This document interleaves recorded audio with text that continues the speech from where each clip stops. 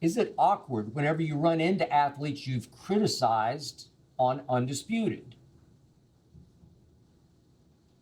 Yeah, Joe, it sure can be.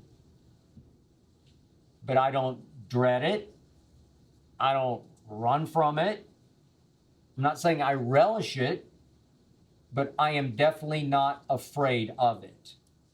To illustrate, quick story about Blake Griffin. Last spring, Blake joined the golf club that I belong to out here in Los Angeles. I've never met Blake Griffin. When I would see him from a distance, maybe at the driving range or out in the short game area, maybe the putting green, I think, should I introduce myself? Well, there was risk involved. I have criticized Blake Griffin a lot. So it was that one day last summer,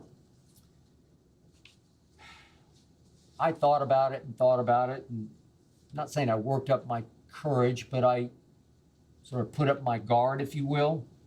And I approached Blake Griffin when he was sitting in his golf cart out on the short game range.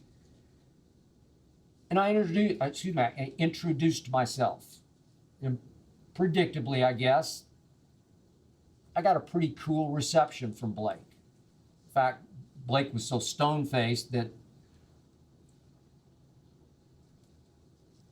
I started to fear he was about to tell me exactly what he thought of me in no uncertain terms, maybe even profanity-laced. I didn't know.